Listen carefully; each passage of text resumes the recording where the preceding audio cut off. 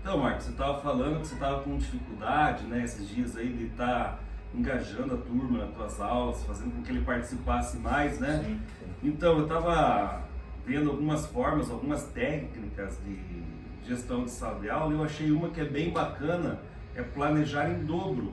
Então, se Legal. você me permitir, eu queria apresentar para você um pouco dessa técnica, que eu acredito que ela pode contribuir lá dentro da sala de aula no desenvolvimento do conteúdo Sim. que você vai trabalhar com eles.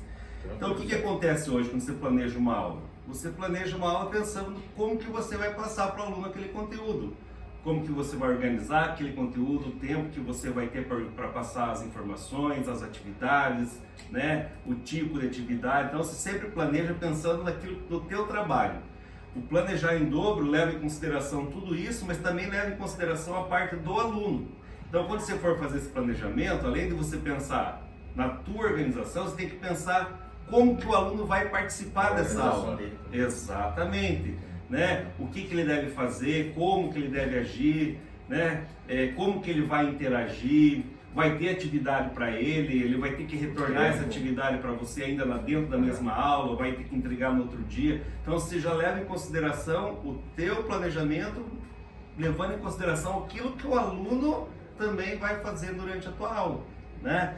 Então assim, a técnica, até anotei aqui para estar mostrando para você, ó, essa técnica planejar em dobro, né?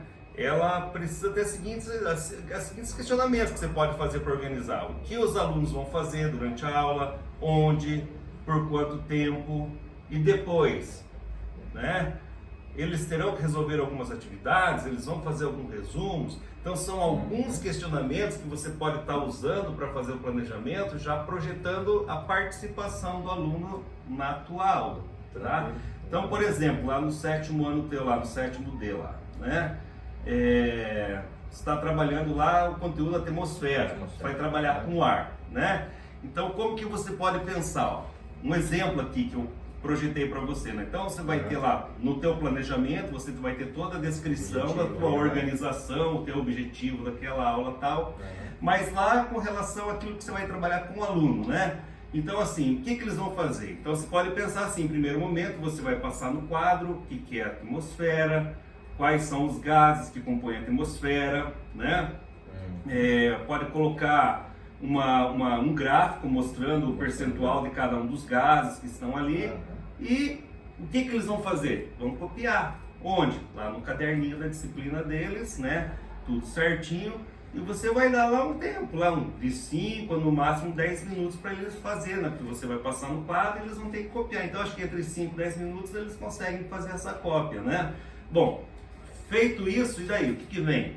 Agora a gente vai trabalhar, você vai explicar e vai trabalhar o questionamento, vai fazer eles refletir um pouco sobre aquilo que está ali, né? A atmosfera, os gases que compõem, que na verdade a atmosfera é uma mistura de gases, né? Vai mostrar quais são os principais gases, vai ver que, por exemplo, o nitrogênio é o que mais tem, né? 78%, oxigênio depois com 28%, né? E vai gerar algumas reflexões com ele. Ué, mas por que tem mais nitrogênio do que oxigênio? Você vai falar, não, é que o nitrogênio ele é menos reativo, interage menos com outras substâncias, né? Aí você pode também abordar ali a importância do oxigênio, fazer uma reflexão com eles, no né, o que eles acham, o que é importante esse oxigênio, no que o oxigênio faz parte da vida, né? Primeiro que a própria vida já depende da presença do oxigênio, mas mostrar que o oxigênio também interage com outros materiais, né? Por exemplo, o ferro enferruja porque interage com o oxigênio, as coisas queimam porque interagem com o oxigênio. Então você pode estar fazendo uma reflexão, mas não só falando, perguntando, tirando essas questões deles, para eles perceberem que eles também têm um conhecimento sobre isso, né? E por fim ali, você pode estar propondo uma atividade, né? Uma atividade ali para eles fazer durante a aula, uma atividade de fixação com os principais pontos que você trabalhou ali, e pode até pedir para a próxima aula que eles tragam um resumo daquilo que foi trabalhado durante a aula.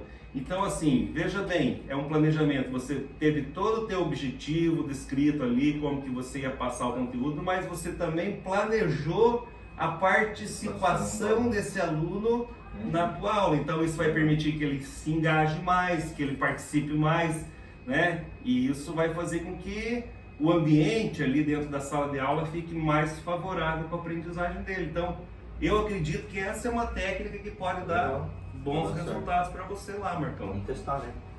Eu acho que vale a pena. Né? Certeza, tudo que vem, né, para contribuir com conhecimento